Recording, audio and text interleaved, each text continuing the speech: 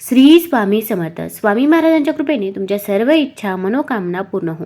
ज्योतिषशास्त्रात तिथी ग्रह नक्षत्राला विशेष महत्त्व आहे. मान्यतेनुसार काही वार आणि तिथीला नक्षत्र जुळून आल्यास विशेष संयोग तयार होतात.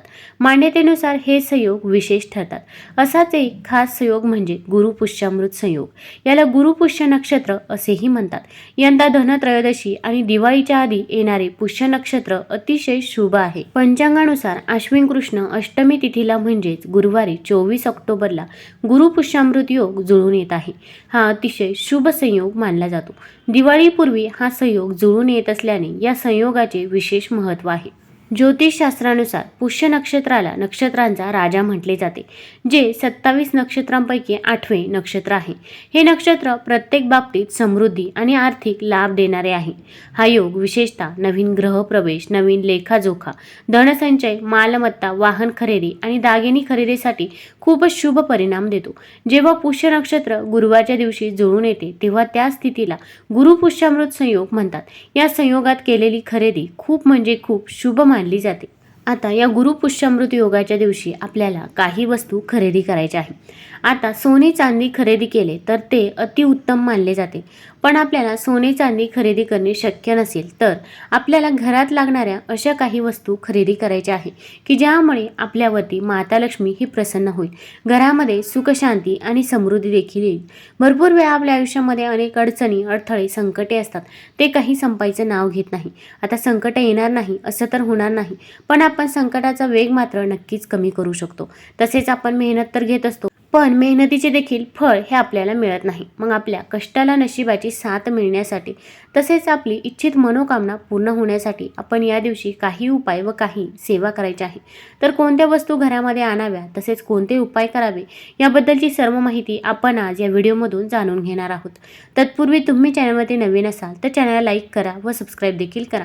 कमेंटमध्ये श्री स्वामी समर्थ किंवा ओम महालक्ष्मी नमः लिहायला विसरू नका. गुरुपुष्यामृतचा दिवस म्हणजे अत्यंत महत्त्वाचा दिवस आहे. या दिवशी आपल्याला घरामध्ये काही शुभ कार्य करायचे आहे. या दिवशी सकाळी लवकरच उठायचं आहे. अगदी तुम्ही ब्रह्ममुहूर्तावरती उठले तरी पण चालेल. ब्रह्ममुहूर्तावरती आपण जे काही उपाय करतो, जी काही सेवा करत असतो ती सेवा ही फलदायी ठरत असते. आता या दिवशी अंघोळ झाल्यानंतर आपण पिवळ्या किंवा लाल रंगाचे वस्त्र परिधान करायचे आहे. काळा रंग चुकूनही घालायचा नाही. या दिवशी आपल्याला पिवळ्या रंगाचे वस्त्र परिधान करणे शक्य नसेल तर आपल्या हातामध्ये पिवळा रुमाल किंवा आपल्या जवळपास पिवळा रुमाल हा ठेवायचा आहे. यामुळे भगवान विष्णूंचा आपल्याला आशीर्वाद हा प्राप्त होत असतो. या दिवशी आपण घराच्या बाहेर थोडंसं पाणी शिंपडायचं आहे. मग पाणी घ्यायचं आहे, त्यामध्ये चिमूटभर हळद टाकायची आहे. असं पाणी आपण घराबाहेर शिंपडावं. यामुळे माता लक्ष्मीचा वास आपल्या घरामध्ये होतो. तसेच आपल्या घरामध्ये कोणतीही नकारात्मक ऊर्जा ही प्रवेश करत नाही. उंबरठ्याचं लेपन देखील आपण करायचं आहे. आपला मुख्य दरवाजा आपण स्वच्छ पुसून घ्यायचा आहे. आपल्या मुख्य दरवाजावरती देखील आपण स्वस्तिक काढायचं आहे. स्वस्तिक हे शुभतेचं आणि मांगल्याचं प्रतीक समजलं जातं. तर आपण हळद घ्यायची आहे, तिच्यामध्ये थोडंसं गोमूत्र टाकायचं आहे आणि आपल्याला त्याने स्वस्तिक मुख्य दरवाजावरती काढायचं आहे. तसेच आपल्या मुख्य दरवाजाला आपण आंब्याच्या पानांचं तोरण देखील लावायचं आहे. मग तुम्ही 11 आंब्याच्या पानांचं तोरण देखील लावू शकता. 11 आंब्याची पाने घ्यायची आहे, ती स्वच्छ धुवून घ्यायची आहे, स्वच्छ पुसून घ्यायची आहे. त्यानंतर 11 सफेद फुले किंवा 11 झेंडूची फुले घ्यायची आहे. आता एक आंब्याचं पान आणि एक सफेद फूल किंवा एक झेंडूचं फूल अशा प्रकारे 11 आंब्याची पाने आणि 11 फुले आपल्याला त्या एका तोरणामध्ये ओवून घ्यायची आहे. त्यानंतर प्रत्येक आंब्याच्या पानावरती आपल्याला स्वस्तिक काढायचं आहे. आणि जर हे तोरण आपण आपल्या मुख्य दरवाजावरती गुरुपुष्यामृत योगाच्या दिवशी लावलं तर आपल्या घरामध्ये कोणतीही नकारात्मक ऊर्जा ही येत नाही. तसेच आपल्या घरामध्ये नेहमी शुभ कार्य ही होत असतात. आता या दिवशी आपल्याला घरामध्ये काही वस्तू देखील खरेदी करायच्या आहे. तर सर्वात प्रथम म्हणजे आपल्याला सोने चांदी खरेदी करणे शक्य असेल तर आवर्जून ते खरेदी करू शकता किंवा या दिवशी नवीन गाडी खरेदी करू शकता. पण आपल्याला या गोष्टी घेणे शक्य होत नाही तर आपण या दिवशी हळद ही खरेदी करायची आहे. हळद ही भगवान विष्णूंना अत्यंत प्रिय आहे. माता लक्ष्मीला देखील हळद आकर्षित करत असते. हळद आपला गुरुग्रह देखील बळकट करत असते. त्यामुळे आपण या दिवशी हळद ही आवर्जून खरेदी करावी. आता हळद खरेदी केल्यानंतर आपल्याला तिची पूजा देखील करायची आहे. पूजा कशी करावी हे देखील मी तुम्हाला व्हिडिओमध्ये पुढे सांगणारच आहे. आता त्यानंतर दुसरी वस्तू आपण खरेदी करायची आहे ती म्हणजे हरभरा डाळ. आता आपल्याला प्रत्येकाला घरामध्ये हरभरा डाळ ही लागतच असते. तसेच हळद देखील आपल्याला घरामध्ये उपयोगी पडते. पडत असते.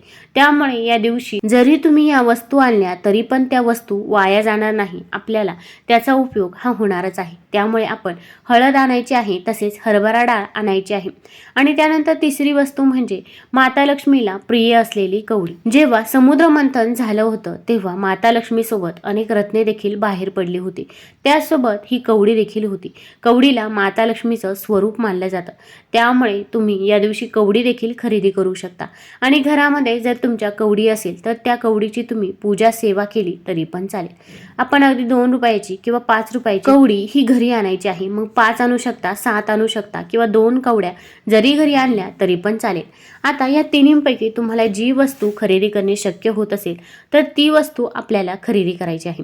आता या वस्तू आपण गुरुपुष्यामृत योगाच्या दिवशीच खरेदी करायच्या आहे. मग गुरुवारी सकाळी खरेदी केल्या तरी पण चालेल. त्यानंतर आता आपल्याला एक चौरंग मांडायचा आहे. त्यावरती आपण एक दिवा प्रज्वलित करायचा आहे. दिवा हा शुद्ध तुपाचा किंवा तिळाच्या तेलाचा, मोहरीच्या तेलाचा असावा. दिव्याला हळदी कुंकू लावायचं आहे. दिव्याला फूल व्हायचं आहे. त्यानंतर माता लक्ष्मीची पूजा करायची आहे. भगवान श्री गणेशांची देखील पूजा करायची आहे. यानंतर माता लक्ष्मीला ज्या काही वस्तू प्रिय आहेत त्या सर्व वस्तू आपण माता लक्ष्मीला अर्पण करायच्या आहे. मग गुलाबाचं फूल किंवा कमळाचं फूल तुम्ही अर्पण करायचं आहे. आता कमळाचं फूल आपल्याला मिळत नाही, मग तुम्ही जास्वंदीचं फूल अर्पण केलं तरी पण चालेल. आपण माता लक्ष्मीला या दिवशी लाल रंगाचं फूल हे अर्पण करायचंच आहे. त्यानंतर माता लक्ष्मीसाठी आपण खिरीचा नैवेद्य देखील आपण अर्पण करावा. आता आपण जी काही हळद, हरभरा डाळ आणि माता लक्ष्मीला प्रिय असलेली कवडी आणली होती तर त्या सर्व वस्तू आपल्याला माता लक्ष्मी समोर ठेवायच्या आहे. कवडी ठेवताना तुम्ही एखाद्या लाल वस्त्रावरती ठेवायची आहे. कवडीला हळदी कुंकू अर्पण करायचं आहे. आपण जी हळद, हरभरा डाळ आणलेली होती त्याला आपण धूप दीप दाखवायचा आहे. आता यानंतर आपल्याला माता लक्ष्मीच्या एका मंत्राचा जप करायचा आहे. तर आपण ओम श्रीम ह्रीम दारिद्र्य विनाशिनये धनधान्य समृद्धी देही देही नमः या मंत्राचा जप 108 वेळा करायचा आहे. अगदी हा मंत्र तुम्हाला म्हणणे शक्य होत नसेल तर तुम्ही मोबाईलवरती लावून द्या, पण हा मंत्र आपल्याला म्हणायचाच आहे. अगदी घरातील कोणत्याही व्यक्तीने ही सेवा केली तरी पण चालेल. ताई, दादा, आजी, आजोबा, तुमच्या घरातील मुलं देखील ही सेवा करू शकता. फक्त मासिक धर्म असेल किंवा सूतक असेल तर या काळामध्ये आपल्याला हा उपाय, ही सेवा करता येणार नाही. अशा वेळेस तुम्ही पुढच्या गुरुपुष्यामृतला हा उपाय, ही सेवा करायची आहे. आता आपण मंत्र जप करून झाल्यानंतर आपल्याला माता लक्ष्मीला आपली जी काही इच्छा आहे, मनोकामना आहे ती सांगायची आहे. मग अगदी कठीणातली कठीण कोणतीही इच्छा असू दे. घरामध्ये पैसा येत असेल पण तो पैसा स्थिर राहत नसेल किंवा घरामध्ये आर्थिक टंचाई चालू आहे, पैसा येत नाही किंवा नोकरी मिळत नाही, व्यवसाय आहे पण तो अगदी बंद पडण्याच्या मार्गावरती आला आहे, जे काही आहे ते अगदी माता लक्ष्मीला मनापासून आणि श्रद्धेने आपण सांगायचं आहे. त्यानंतर आपण माता लक्ष्मीचं दर्शन घ्यायचं आहे. आता आपण माता लक्ष्मीला जी खीर अर्पण केली होती ती खीर घरामध्ये सर्व व्यक्तींनी ग्रहण करायची आहे. आपण हळद, हरभरा डाळ आपण तिथेच राहून द्यायची आहे. आता त्यानंतर गुरुपुष्यामृत योग झाल्यानंतर दुसऱ्या दिवशी किंवा गुरुपुष्यामृत योगाच्या दिवशी गुरुवारी संध्याकाळी आपण ती हळद वापरू शकता, हरभरा डाळ वापरू शकता. तसेच आपण जे काही कवड्या माता लक्ष्मी समोर ठेवल्या होत्या त्या कवड्या आपल्याला तिथून उचलायच्या आहे, लाल कपड्यामध्ये बांधायचे आहे आणि ही पोटली आपण आपल्या तिजोरीमध्ये ठेवायची आहे. तुम्ही जिथे पण पैसे ठेवता तिथे या कवड्या ठेवाव्या. यामुळे माता लक्ष्मी ही आपल्या घरामध्ये स्थिर राहते व आपल्या घरामध्ये सुख, शांती, समृद्धी नांदते. तुम्हाला जर हा व्हिडिओ आवडला असेल तर चॅनल लाईक करा, सबस्क्राईब करा.